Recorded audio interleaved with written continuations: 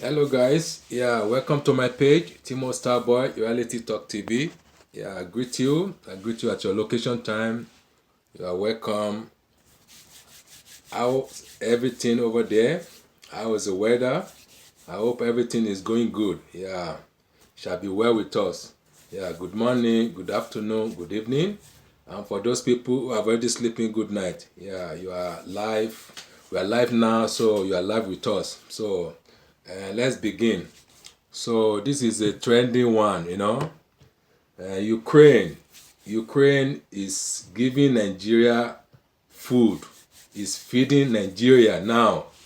Can you see? It's marvelous. It's marvelous. It is marvelous. So now we are growing hunger now to the extent that the Ukraine, that the people are dying in the war every day in, day out. Now they are the one giving us food. They are the one feeding us. Can you imagine? Shame on our government. Shame. Big shame on our government. The country that they are killing day by day. They are in the war. And that kind of country is representing to be feeding Nigeria that is wet. That is half oil and gas, half everything, mineral resources. Not to talk of this gold, bitumen.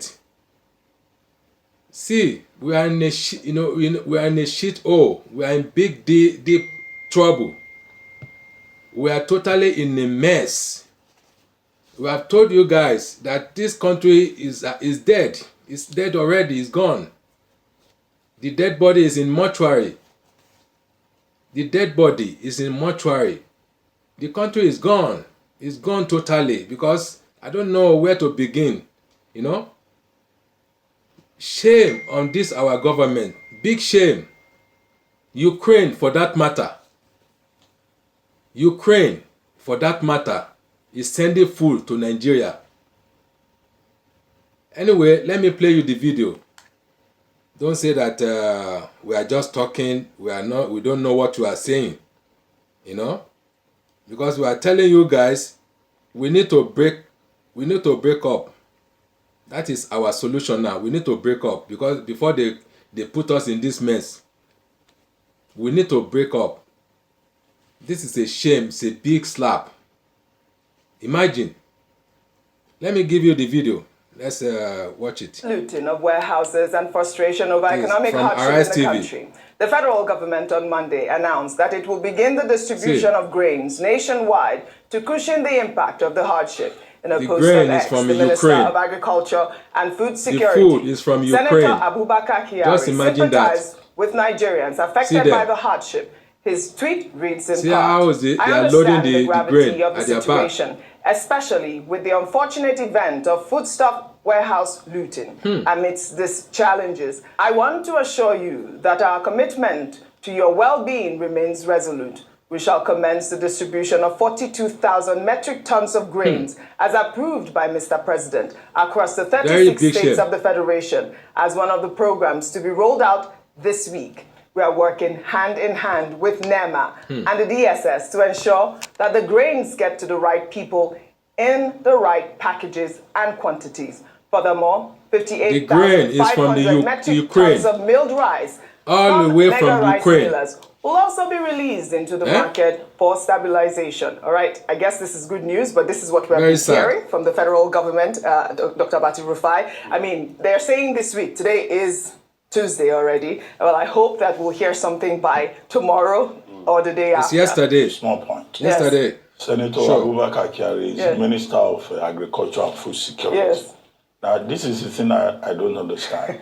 The figure that he gave, he said 42,000 metric tons of grains, and then 58,500 metric tons of milled rice from rice millers. What they told us originally was that government will provide 42,000 metric tons of grains, and then they will get, farmers, big farmers, to give 60,000 metric tons.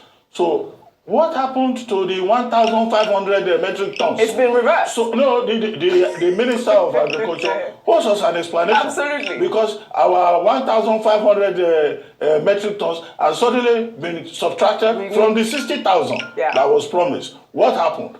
Well, I guess it's in tranches, but we need an explanation, really. In the meantime, the presidential candidate of the Labour Party, Peter Obi, has reacted to the intervention of the government of Ukraine after they donated 25,000 tons of wheat as emergency food assistance to 1.3 million vulnerable Nigerians in the northeastern region of the country.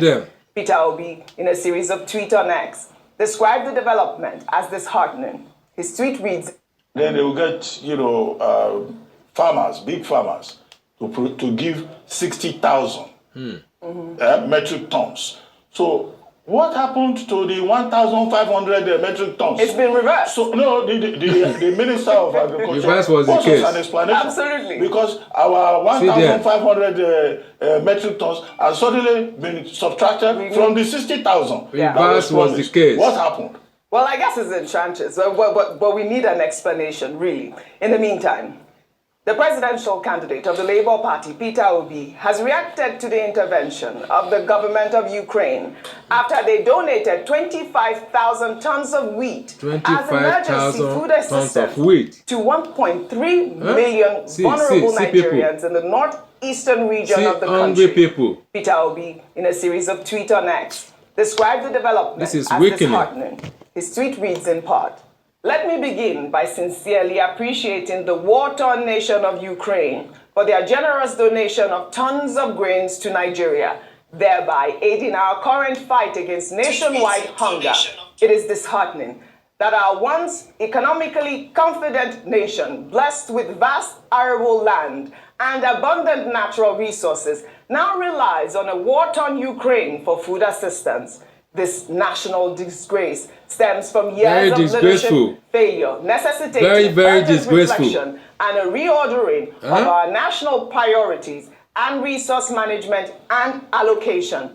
Despite the conflict, Ukraine feeds itself and exports agricultural products worth over $25 billion, which is about the same value as our crude oil export earnings. Nigeria is gone. As a strategic global food supplier, even providing aid to a peaceful yet unproductive Nigeria. Expiring to overcome this embarrassment, we must aggressively reorder our priorities by investing resources in productive sectors like agriculture.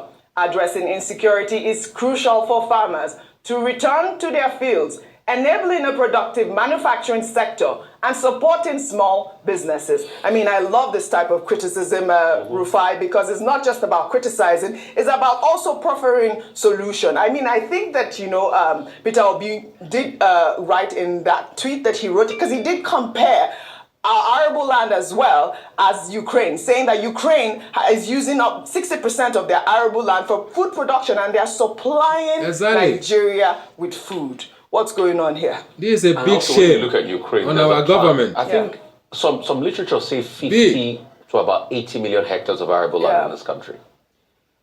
Many years ago, we used to use that land so well that we used to provide about 1/3 of the tomato in the West African sub-region, about 65, 66. Please share. As at the 70s, I think it was 73 or 74, we had one of the biggest cocoa windfall where we did over 400,000 metric tons of cocoa. And we need to hear this out. We need to hear it. From 50 years ago. It's a big shame. It's a big slap. Sorry. It's a big slap to us. Let's call a spade a spade. We had a lot of groundnut pyramids. We're good in millet. We're good in other things like that. And still, funny enough, we're doing very well as regards to Nigerian government, they are useless. But the grains have not been good enough for us. Yeah. So when you see criticism like that, it's well on point. Yes. Because it's the squandering of our riches. And makes it 41 years now, Yeka, when we did that documentary, Squandering of Our Riches, NT at the BBC. And when you look at it critically, it's because we've not been able to plan. So take, for instance, last year, the president promised 150,000 hectares will be cultivated across 36 states of the country. If that was done, then to a large extent, we should be able to get some leeway. I'm sure, probably if we would say they can't go across 36 states. I know states like Lagos here does not have a lot of land, very small. I mean, it's square meters. States like Ogun has a lot of land, about 15,000, 16,000 square kilometers of land. States like Niger can be even multiple. But insecurity is stopping us. So at first, how quickly can we stop the insecurity problem? We have a fertile land. Secondly, also incentivize farmers. What happened to our fertile land? To farm and ensure that they cultivate. For our farmers. Having a storage system. Because another problem about cultivation is post-harvest losses. So having a storage system. And also embracing technology and value addition in agricultural value chain. So take for instance, the Netherlands does very well in agriculture. But they have smaller land compared to Nigeria.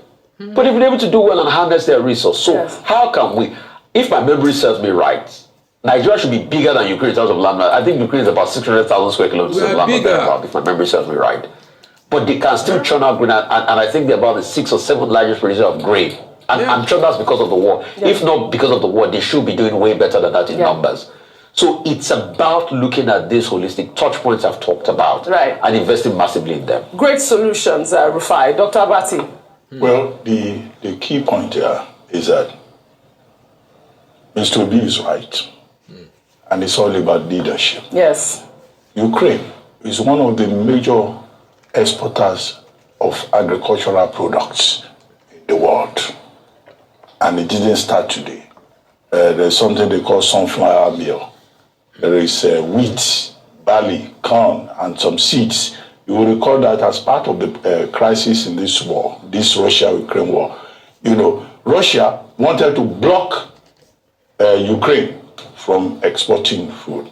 But to the main point made by Mr. Peter Obi, that Ukraine is at war, and yet is providing food aid to a country like Nigeria, where the whole of the arable land in northern Nigeria is more than all the arable land in Ukraine. That's why I say it's about leadership. It's about productivity, which Mr. Peter Obi always talks about. Stupid move. But what Mr. Peter Obi did not add is that it looks like in Nigeria too, we are also at war. It's just that it's a different kind of war. What kind of war? Boko Haram, all these bandits and insurgents, they've driven Nigerian farmers away from their farmlands. You can eradicate Isn't that a war situation? If our farmers cannot go to the farms. So, well, part of it... We are talking about seriousness here. If you see your Nigerian leaders who provide such leadership that will make our farmers safe for our farmers, so that we won't have to be getting food aid. So that Nigeria too, which is vast arable land, that Mr. Peter Obi pointed to, can also be a country that will be in a position to give food aid to other countries. This, in my view, is the point. Absolutely. Anyway, guys, leave your comment. What do you think about this video? So, have a lovely day. Take care. Bye.